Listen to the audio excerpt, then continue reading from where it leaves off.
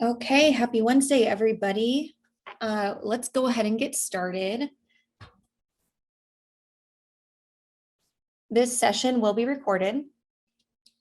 My name is Megan Moore, and welcome to Sterling and VMware's Power Block session. I am the VMware Partner Business Manager here at Sterling. We know your time's valuable, so thank you so much for spending a portion of your day with us today. Before we dive into the demo, I wanted to briefly go over a few of Sterling's capabilities. We are a VMware principal partner and a preferred services partner authorized to sell and service VMware solutions to customers across the nation. With 50 plus technical staff and 75 plus sales staff, all trained in VMware offerings, we are sure to provide you with an industry best value on all of your client to cloud IT needs. As you can see from the slide, Sterling holds many VMware competencies, including 2 master services competencies and more coming soon. Next slide, please. Sterling offers complete customized solutions from client to cloud. We serve on federal, state, and local government contracts and support all industry verticals. Security is of the utmost importance here at Sterling. We have a robust, secure supply chain, including OTIPs and CMMC certifications. For any questions during this demo, please use your Q&A feature at the bottom of your screen, and we'll address them at the end. For questions about Sterling specifically, please use the email aliases you will find at the end of the demo. Now I will turn it over to Cloud Architect Nathan Bennett to talk to us about vRealize Automation. I am Nathan Bennett. It's good. So thankful to see everyone here today on this wonderful Wednesday. I am a cloud architect here with Sterling Computers, and today automation is what I love to talk about. So we spend a lot of time discussing vRealize Automation because of all of the different functions that it brings to businesses and brings a value to create these custom automations and streamlining of the business to get to that end result, that outcome that everybody is looking for so much. And I think that's one of the really great powers behind this custom-based automation tool. So today we're just going to do a quick infrastructure overview. I'm just what we're actually going to be using today is mostly just within the vRealize Automation appliance itself. For those that don't know, the vRealize Automation appliance is actually just a single node Kubernetes cluster, which runs multiple different services or pods. And vRealize Orchestrator is actually one of those. It runs a number in terms of a replica set, but it allows us to use those in a very highly available way. We're going to do some slide deck exploration here in terms of why vRealize Automation is so useful for businesses in creating that platform as a service, and really showing how there are business problems that are created by not having that and using older techniques such as ITIL or ITSM solutions, that bringing it into this custom-based automation really solves a lot of those problems and streamlines it into a governance automation framework, or what a lot of people would refer to as DevSecOps, to create these solutions, but replicate them in your environment to allow you to see how they could not change the governance and policies that are already inside of your business, but actually streamline them, automate them, make them work better, faster, and really allow that versatility. And then, just a little bit on vRealize Orchestrator, what's so powerful about this extensibility. And then we're going to go through a demonstration, kind of show you what vRealize Orchestrator looks like, and go through one use case of using vRealize Orchestration. So I like to start off with a little bit of story time because I am pretty fresh from the customer's environment. I spent a lot of time in vRealize Automation and in the automation space trying to solve business problems with custom built automation. And I saw this repeated over and over and over again, which was this story of shadow IT. And it all starts with one person.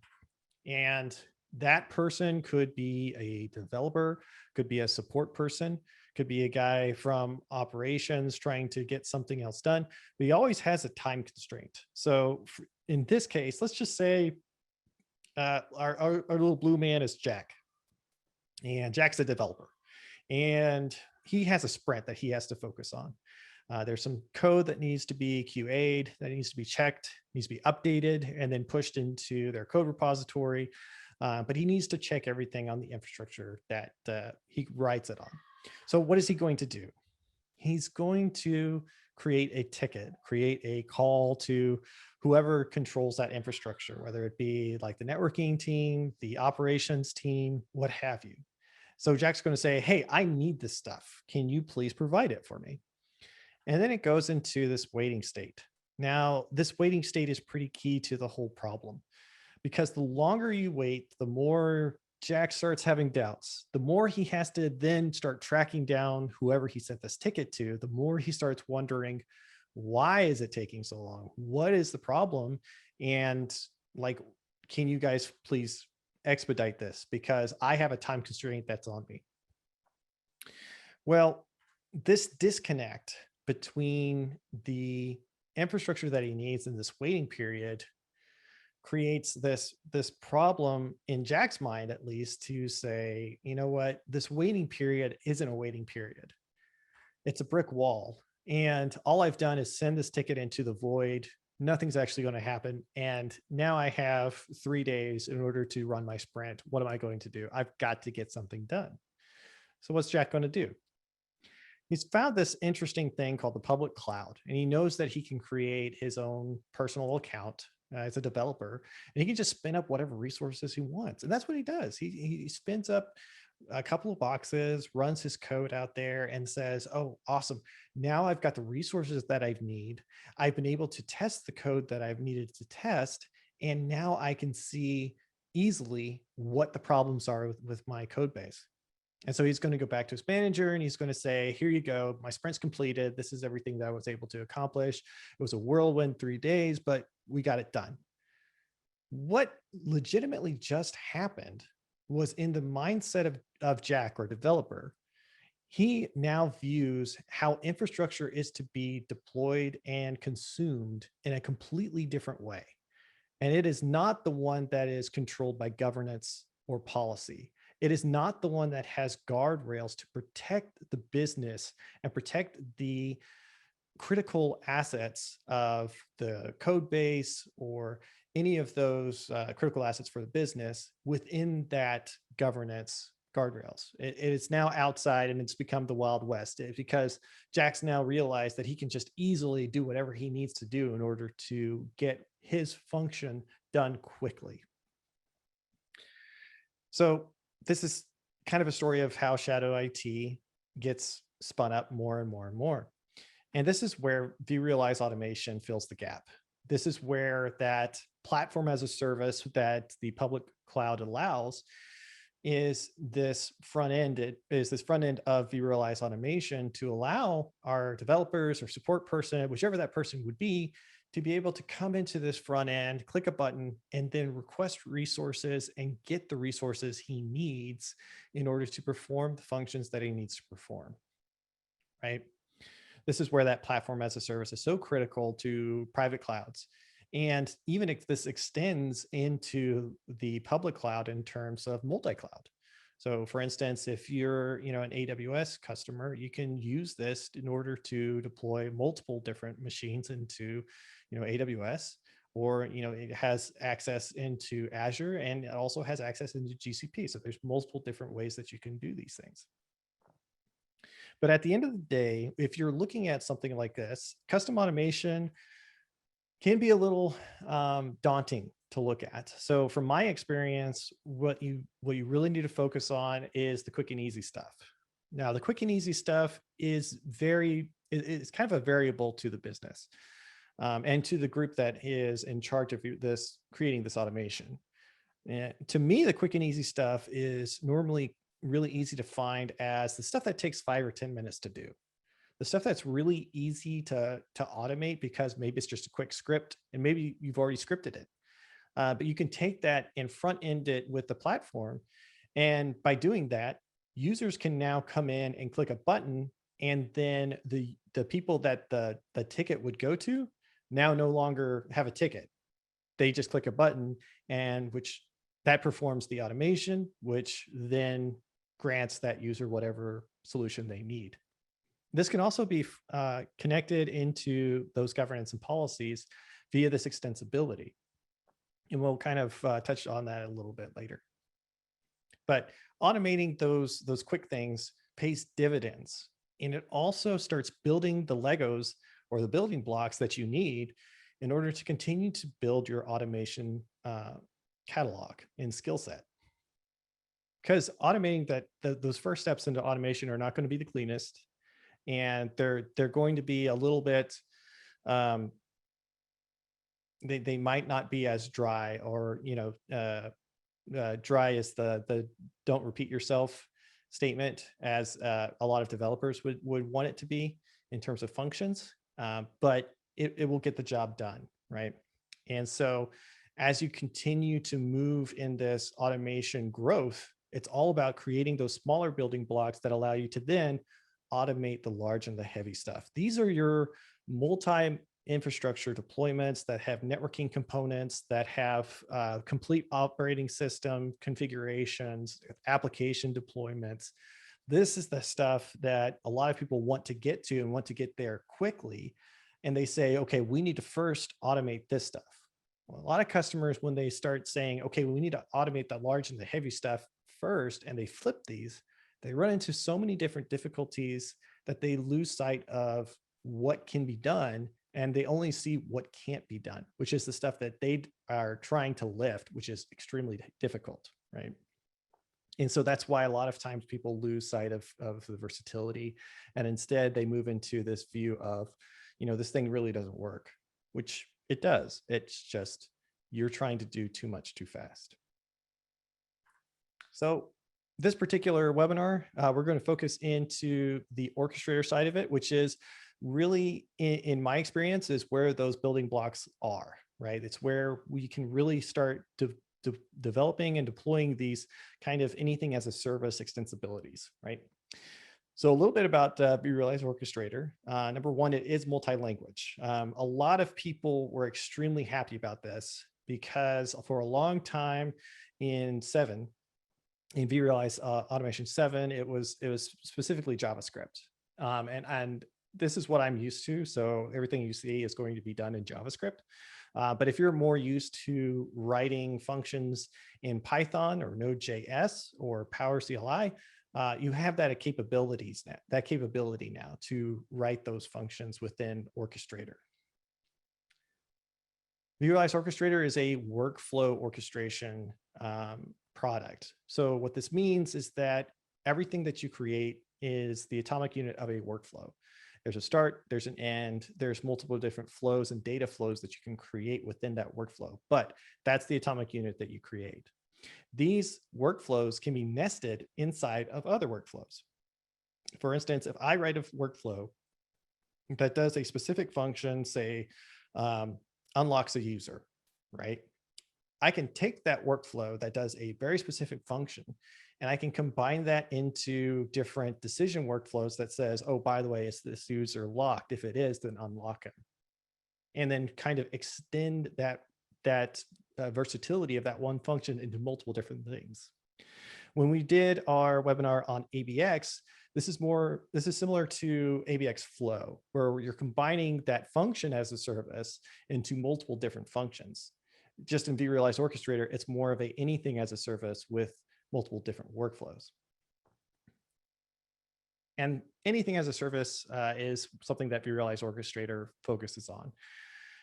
I get a lot of questions about, can you do blank with anything as a service? When we talk about vRealize Automation, is really that ability to bring in custom automation to do multiple different things. And this is where you can consume multiple different APIs, multiple different scripts in terms of PowerShell or Bash, and then utilize those in multiple different workflows and nested workflows to do a lot of different things. We have that interesting discussion in vRealize Orchestrator in not just can you do it, but should you do it? Like, where are you in terms of your skill set? Where are you in terms of the culture? Where are you in terms of the managerial time that you have, and have those discussions, right?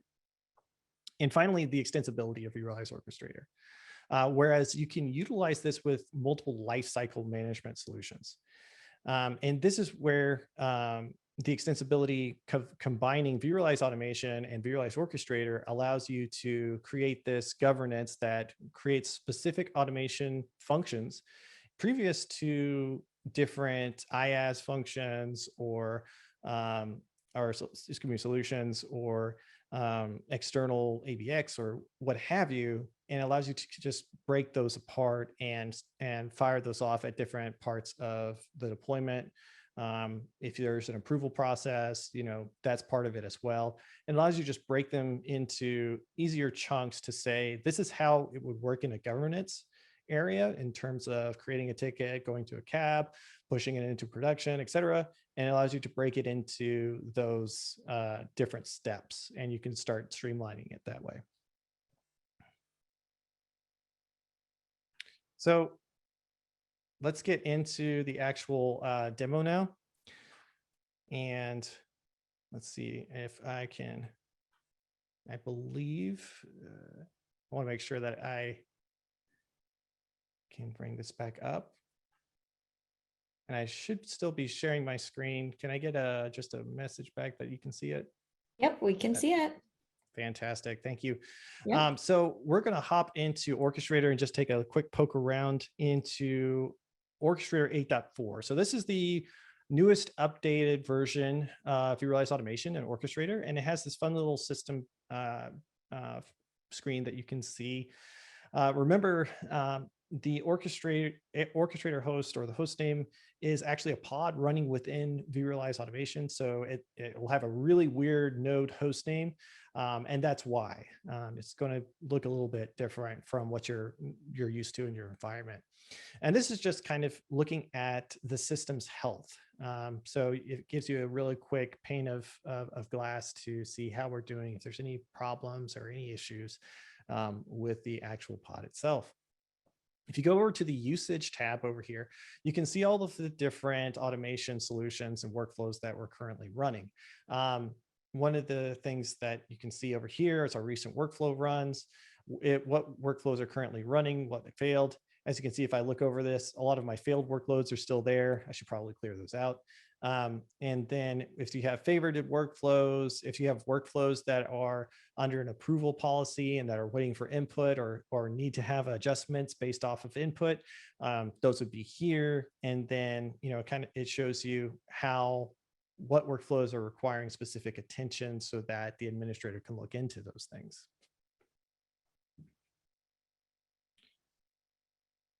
If we go down into the library, I think a lot of folks may remember when vRealize Automation 8 came out, this was the view that we had. And so it was kind of difficult to understand what we actually could do with vRealize Automation. It didn't take long before Tree View came back, and it was a lot easier for us to view all of the different functions that are inside of vRealize Orchestrator. So for instance, you can see the AMQP, different configurations that you can add. The ones that are most used that I have used the most are, of course, HTTP REST. These are your API calls or REST calls that you would use to your ITIL components or whatever API catalogs that you want to hit. Here's some mail endpoints if you have a specific emailing service that you need to use in one location or another. Microsoft folder is where you can consume your Active Directory connections. And then we have our SOAP calls, SNMP, SQL, SSH, and then some of the other ones in terms of the vAPI and vCenter for your VMware components, where you can write custom built functions for vCenter objects and VMware objects. This is where you can do interesting things in terms of, for instance, one custom automation that I've seen a lot was just a power management function where users weren't able to actually log into a specific machine, but they're able to push code to it. And so after they push code to it, they need to reboot it. Or for instance, they're trying to push code to something and they can't hit it and they want to reboot it. Again, this is a function that's the one which is create a ticket for and then send it out to a group to do something. But instead of doing that now, you can create a workflow that does that. And so, for instance, hey, I can't connect to my machine or my jump box. I need to reboot it. Could you reboot it? Instead of could you reboot it, they could log in here, find their jump box, and reboot it themselves. Now, of course, there's guardrails and guidelines that you have to create within those custom-based automations, but that's part of it, right? Understanding how to create those guardrails. So for today, I'm going to jump into my folder. This is another great thing about the tree views. You can create a folder and then you can have multiple different workflows that you want to create. You can see here I'm playing around with some NSXT API calls. Here's a view of what the power management schema would look like. This is doing a bunch of different decisions based off of the input from the end user, as well as some decisions based off of where the virtual machine is currently at.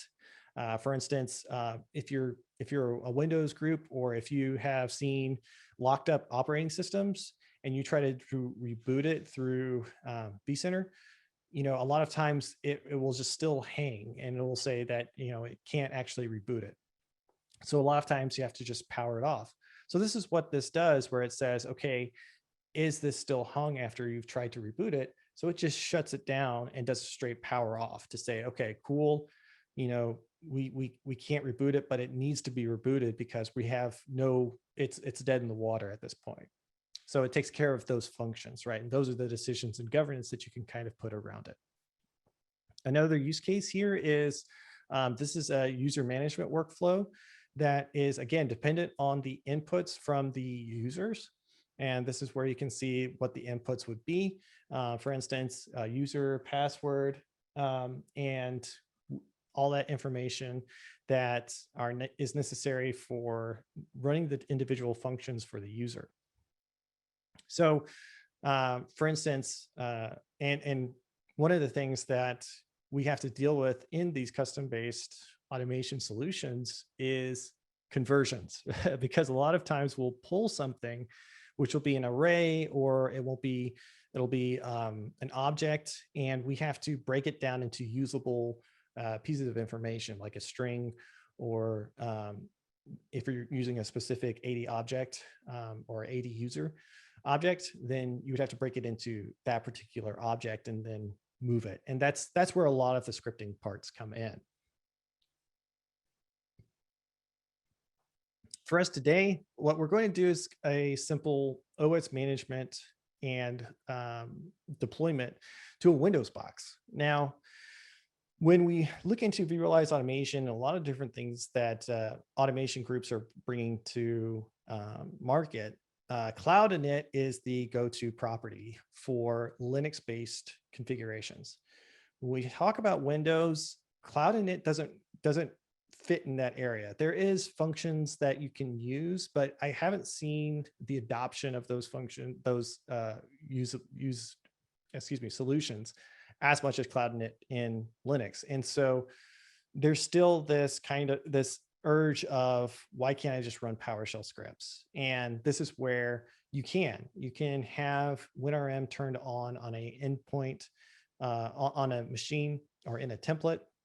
You deploy that template with WinRM turned on, connect to it via an endpoint, run or invoke a script onto that endpoint, and then remove it. This is a very clean way of doing it, where you're not creating endpoints and then just you have multiple different endpoints.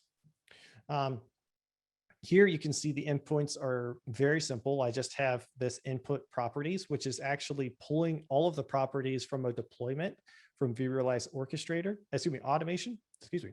And then I'm dumping these properties out. And this is kind of gives you a look at what the scripting will look like. So this is just bringing out all the properties so that I can see them. And then I'm actually pulling the address property to say, this is the address that I want to use. Now, once I have that address, I can then create a PowerShell host by using a nested workflow. So this is a workflow within another workflow. And this part actually creates the PowerShell host to then send the payload to. Then we have the script to do the stuff, right? So this is where we're actually writing a writing a variable and then actually sending that variable a script, right? And this is a multi-line script, which, you kind of have to learn how to write these things within the chosen language that you want to write it in. As you can see up here, if I'm using JavaScript, this is where you can click the drop down and change it to multiple different languages if you want. And then finally, we're invoking the PowerShell script. If it ends and everything is good, it'll then remove the PowerShell host. So we don't have this host that's just sitting in the database. If it fails, it'll still remove the PowerShell host just because we want to make sure that it removes from out of the database. Now let's see this in action real quickly. I've droned on for a very long time. And we're just going to hop over to our blueprints. Excuse me. And I'm going to hop into this particular catalog. And you can see here that on this blueprint, I am doing very little. All I am specifying here is the networking component for Windows. I'm specifying the Windows image that I want it to use and the size of the image in terms of the resources that I want it to use. So it's extremely minimalistic in what I'm trying to accomplish here. So I'm just going to go ahead and deploy it. I'm going to get this deployment a name. I'm just going to call it demo. And we're going to kick that guy off.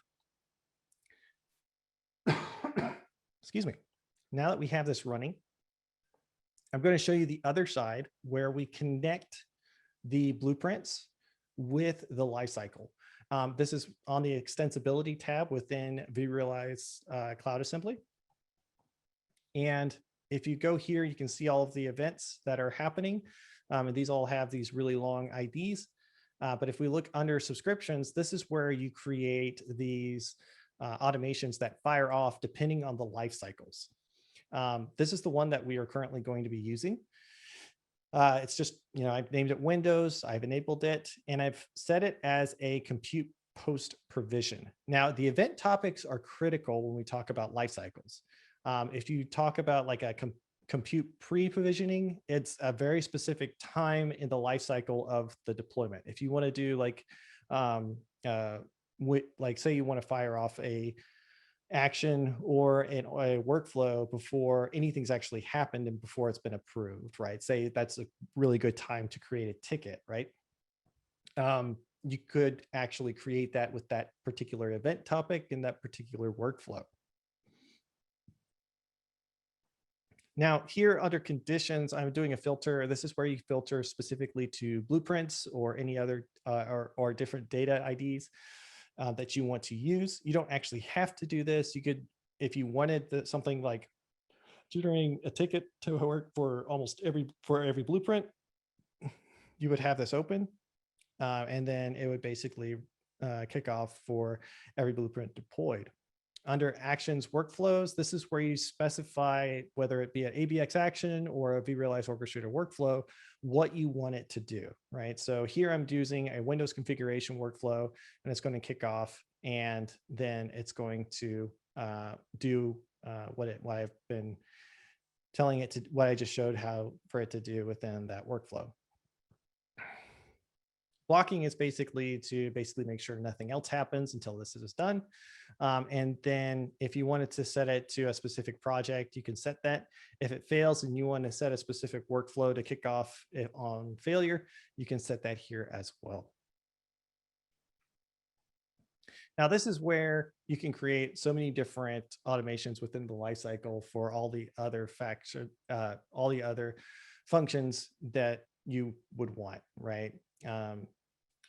So let's just hop over to our deployment It's only been about 3 minutes, so we should probably give it a little bit more time. But as that's running, let's see, probably may not be there yet. Oh, it is. So we can see here under workflow runs that it has kicked off the Windows configuration. Here's the triggerable event ID. Here's a run ID. If I click it here, it can take me into that information on Orchestrator. And this is the actual output log of all the things that are currently running. If I actually looked into the output log, I would actually be able to see, or if I actually injected anything within the functions that I wrote for it to log, it would actually pop up that information here, and I can actually utilize that. Now, I pulled out the IP address, so I can take that from here. And if my copy and paste skills are correct and everything works, fantastic. So this is just a basic example.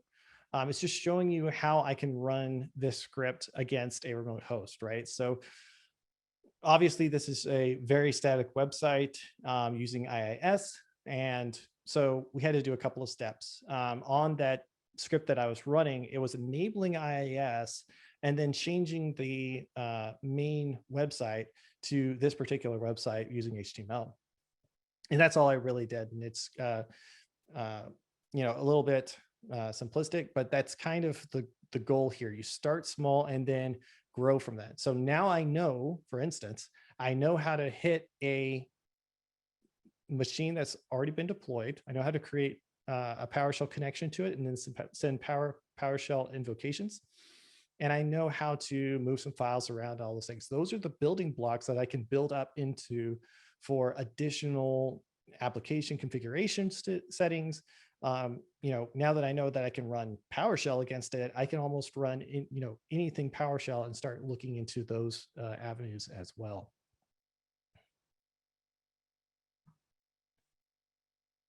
So I wanted to say that I really appreciate everyone's time. I did want to state that I will try to get the slide deck out to our marketing team to make sure that that can be shared out, because there was a lot of slides that should have been showing, and I apologize for the technical problems. But yeah, here is some contact information if you want to find out more information about what we can do for you and your custom automation journey. And if there's any questions, I can take those now. Yeah, Nathan, we do have a few questions here. The first one is, can VRA, vRO adjust and manage VMware Tanzu? Okay, so that is that's a really interesting question. The answer I would say is I think I default back to it. It can, but where do you see that in terms of managing it and controlling it, right? That would require a certain amount of skill set and a certain amount of upkeep in order to maintain that within an environment. So they're two completely separate services, and I think I can take this the other way around, in that, VMware came out with Tanzu's availability to deploy VMs specifically into namespaces. And some people thought that that was like stepping on vRealize Automation's toes. To a certain degree, maybe, but if you're looking for an enterprise solution, that's not really an enterprise solution, right? And so that question of, can it? Yes. Should it? Probably not. I mean, it would have to have a very specific use case in order to create that kind of custom automation. But again, it goes back to, where's your skill set at? Where's your patience in terms of managing those automations, and the versatility and how you want to write it. So that's a really interesting, it's a really good question. Great, thank you. And then the second one is, how should I train engineers to use vRealize Orchestrator? Yeah, so Orchestrator, when you see those scripts, a lot of times people kind of immediately, the eyes kind of glaze over. So I think that's a very poignant question, and especially in terms of Orchestrator. The hilarious answer that I find that is extremely versatile is I keep on saying the building blocks, but if you're having problems in starting out, the community is there for you, and Sterling is there for you. Getting the initial building blocks is probably the hardest part of getting started with vRealize Orchestrator and vRealize Automation for that point. And once you've got those, then Google becomes your friend, because you're actually able to start building those building blocks and furthering those extensibilities into more and more and more things. And that's really the most powerful solution there, is, getting to that finality of understanding how the building blocks all integrate. And so there's multiple different ways of getting started. The community, Sterling, definitely are reaching out to a VAR to help you develop those building blocks. And then obviously Google is your friend at that point, because then you kind of see more about how those things can actually connect to one another. Great. Those are all the questions we have for today. Thank you so much, everybody, for joining us. Please don't hesitate to reach out to any of these email aliases you see for any questions, comments. And we will have the recording of this session on our website under our Proven Performances page. And we hope to see you next week for our next Power Block session. Thank you. Have a great day. Thanks, everyone.